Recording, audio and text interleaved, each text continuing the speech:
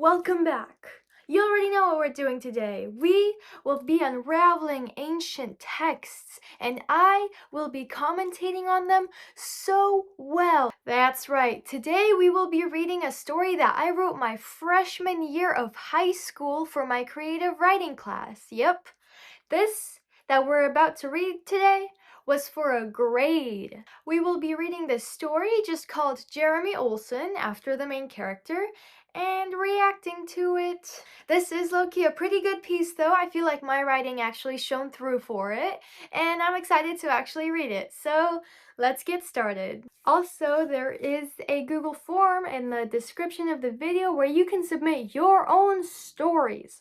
So please do that if you have a fun one for me to read. I would be so happy to do so. Be sure to like and subscribe, and let's start reading. Jeremy Olson was old. At an age which started with a 6, it was damn near impossible to not notice that every aspect of his life revolved around that fact. As his back started to groan and ache for constant rest, as his eyes barely fluttered open each morning, as his head started pounding painfully at any sound just a little too loud, misery began to envelop him. Real rest was not an option. Jeremy began living alone once his wife Alina had died of heart complications, leaving him to fend for himself and no one else. He had no children, a choice he had never once come to regret before, but as his days slowed, he wondered what it would feel like to still be connected to anyone out there in the real world. Despite his loneliness, pets were out of the question too, as he was never quite fond of them. "Too much responsibility," he told his wife the one time she had brought it up, leaving her nodding understandingly as she considered that notion too. Okay, I'd say that's a pretty damn strong start to a story. I feel like we're taking show don't tell quite well here with, oh, how his age is affecting him and why he doesn't have kids and what his status in the world is. It doesn't address a job, which I feel like would be pretty important to this character, but maybe he's retired. That would also be good to mention. So overall, for this beginning little portion, good job, Baby Sawyer. Let's read on. Days came and went as hobbies became of no use to him. Too much time and nobody to spend it with was Jeremy's real-life nightmare he was surviving. Still, coming home from the fishing dock, which was a hefty 20-minute drive from his house, he realized there was nothing to do but make a change. He reflected upon the fact that despite going all the way out to Bear Paw Lake, he hadn't even bothered to try fishing. He was out commemorating poor Alina's 2-year death anniversary, not attempting to go fishing, but that was of no matter to him. He glanced around from his spot on the couch onto his humble home. It was left near barren after he was left widowed. He had never realized before how naked the walls are. A hobby or anything was of great need here, something to once again put color into his life. Of everything that this world had to offer to a barren old man who hardly left the house, there was one activity which had somewhat even stood out to him: biking. Now, Jeremy Olson was old. His legs had long been somewhat uncooperative, just like the rest of his falling apart body. Yet, there was something about biking which compelled him in a way that was difficult to explain. It seemed so effortless, old-fashioned, but useful. Maybe his broken legs would heal from all that magic and grace. Well, damn, here we are encountering the little conflict of the story, aka a new focus for old Jeremy's life. The difference in quality between this section and the first section is kind of insane to me. Like, the first section did an incredible job of introducing the character, and then now we're all of a sudden speeding through Alina's death anniversary, his lack of hobbies, and now we just brought biking in for absolutely no reason whatsoever. The reasoning behind his wanting of biking is very ill described, and it just weakens the story overall because that's literally the central plot, and having no motive, that just ruins it. No matter how many adjectives Olson threw at that idea, though, he couldn't help but also see the numbers behind it. A bike meant spending money, which was one of the many, many things he couldn't seem to hold on to. Paycheck to paycheck living was coined by people who observed Jeremy's exact situation. No job, but retirement, which left him with not nearly enough money to have any sort of savings. He didn't like thinking about his financial situation, though. If it worked, and there was nothing else he should need. Other than, of course, this bike. The more it sat on his mind as more days and nights cycled through, the more he liked it. Adjectives for how amazing and meaningful and healthy it would be to own one got to him more than he probably would have admitted. It was a one-time purchase, a wonderful investment. When his next pension paycheck hit, some money went to the house, while what was meant to be his groceries, newspapers, and gas all got turned into cash and hidden. His life felt even more empty without those minor dumb joys. Really, even those dumb joys didn't make him happy, but rather filled in the many hours he had in a day with something other than blind TV. Still, what he had put aside, sure, at the price of groceries, but he had bought a huge bag of rice months ago, and he could always steal a thing or two from the store, was enough for half a bicycle. The idea of having one foot in his dream laying in his bedside drawer already was worth every time he wondered why his world was so boring. Okay, little me sprinkling in some poorly written financial struggles. I don't get why give up literally food when you have the money to instead of just waiting maybe a few extra months for this spike. I don't think dying of starvation is quite the move here, Jeremy. But again, the most important thing is this strange obsession with getting a bike, giving up literally every other joy in his life in order to get it, but no motive. Why does he want a bike so bad? It's just literally not addressed whatsoever. Sure, we see the sacrifices, the wannabe descriptions of like adjectives and what he's thinking, but why did it come up in the first place? A bike seems so random to the character. But maybe he'll explain it later, just like the retirement part. See, I know I commented about, oh, well, we didn't describe a job. And sure, retirement would have been better to mention earlier, but you know, at an age starting with a 6, you can kind of figure that, I suppose. 2 weeks trudged by, and just like any other week, except with a sickening amount of white rice, napping, and looking up at the oh-so-familiar ceiling. The check once again came in the mail, and Jeremy was so excited to hold the sweet $400 in his hands. This would buy a premium bike. No nasty second-hand, which would risk falling apart while in use and, God forbid, hurting the frail man. The idea tickled his inside as he took the bus towards a sporting goods store. Paying in tiny coin change felt increasingly embarrassing, and the bus driver had to count it twice. But finally, he was allowed onto the bus without having to dip into his hard-saved cash. Oh yeah, we are getting that damn bike. And I do like the fact that we mentioned how much money and his reasoning for why he's buying a brand new one instead of a second-hand one when he can very, very hardly afford it. I really like the detail where he paid in tiny change for the bus rather than cash. I feel like it did display a little bit of his personality, where again, he is valuing this bike over everything, including his dignity. He sat down in the disabled seat, the last empty seat on the bus. His stomach grumbled, his legs weak. Jeremy Olsen was old and looked even more raggedy after denying himself basic joys for a month, so nobody was going to doubt that he needed it. His money was in his front pocket, gripped on the outside by his old hand as if it were going to try and escape. Walking was rough too, unfortunately. The mere 10-minute walk from the bus stop to the store was frankly debilitating. It was made no easier by the stores he passed, which all advertised delicious food he had missed for so long.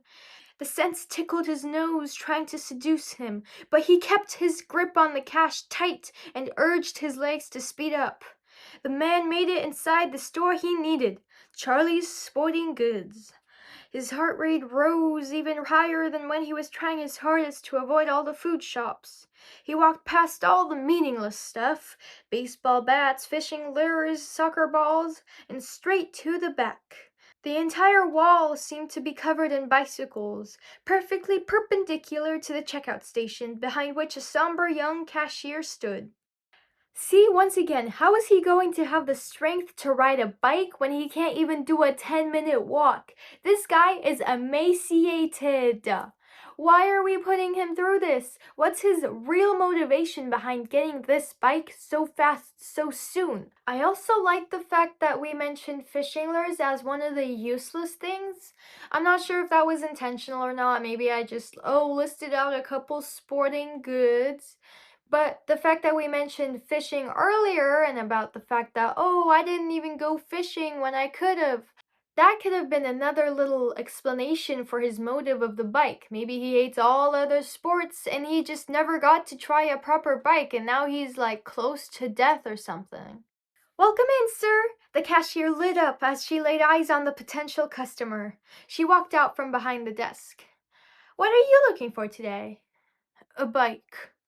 Ah, I see. She smiled even brighter and clapped her hands, sending a bolt of pain into the depths of Jeremy's cranium. The cashier came over to the man's other side and motioned across the wall of bicycles.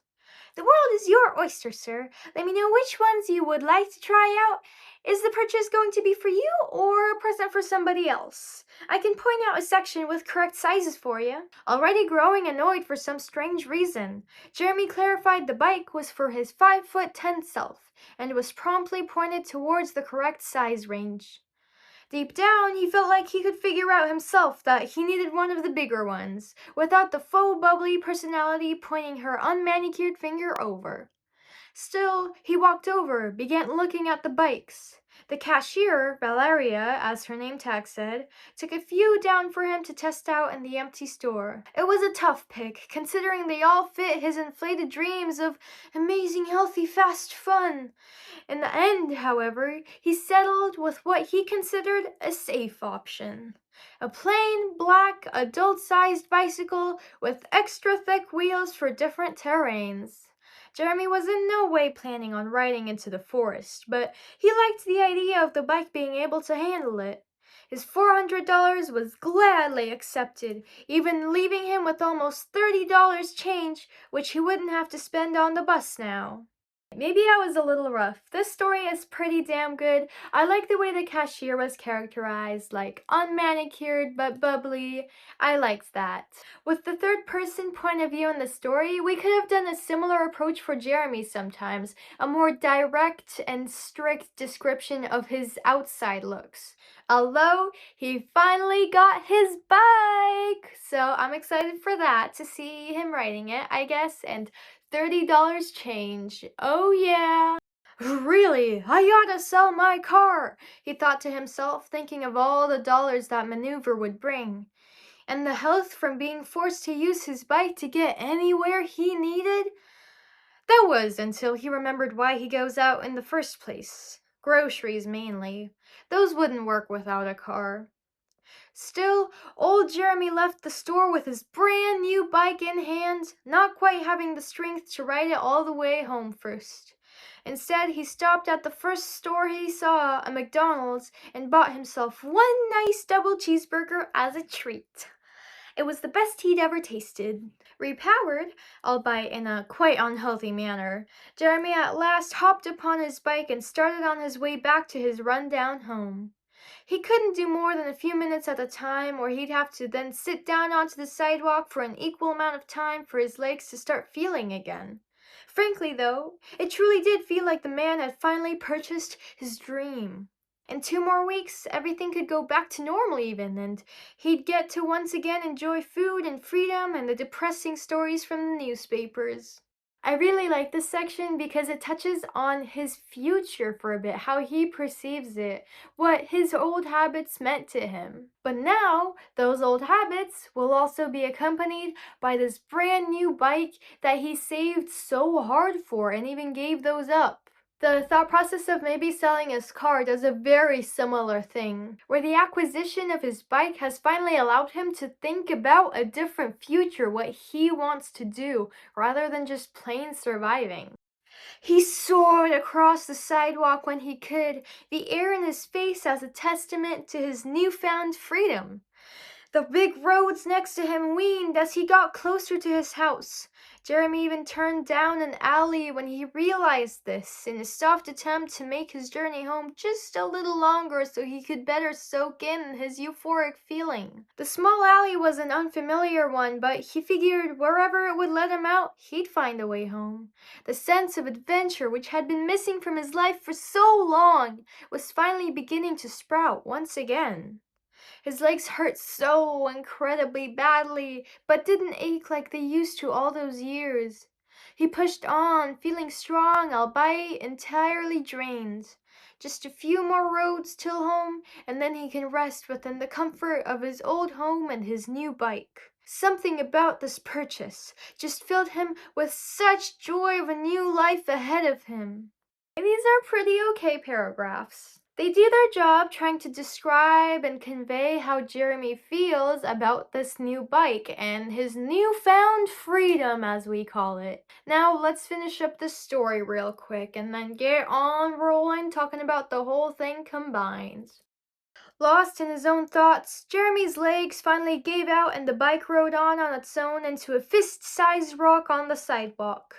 The wheels shorted and the bike flipped over, hurling the driver onto the ground with incredible force. As he lay there, Jeremy hurt all over his frail body, but especially his neck. A profound inability to move seized him, and all he could do was lay there and hope somebody would find him. That hope faded quickly, but death reached Jeremy Olsen slow. Oof. Okay, so this is kind of a rushed ending, probably because I had some sort of word count or limit on how long I had to make the story for the assignment. But still, I feel like that could have been integrated in a little bit better. Or even, hey, maybe even a good ending, huh? Poor Jeremy. I like this story a lot, even though I try to generally be not too biased when reading my own old stories because obviously like nostalgia and pride of who I was when I was several years younger. But damn, my characterizations and descriptions, those hit sometimes. These details, they all just weave together to create this pretty damn interesting narrative. Like, sure, there isn't a good description for the beginning, but the rest of it, the story, it seems fairly logical to me, and it's a pretty tragic tale, and that's about all it is. Now, for the last sentence of the story, that hope faded quickly, but Jeremy Olsen died slow. Oof. I liked that. I feel like the contrast makes it super powerful and pretty damn haunting. It doesn't have much of a message. Again, I just wrote this as a character exploration for my creative writing class, which I got an A in. And that's gonna be it for me today. Thank you so much for watching. Be sure to hit that like and subscribe button for more awesome stories. My name is Sawyer Casper, and as always, I am saying bye-bye!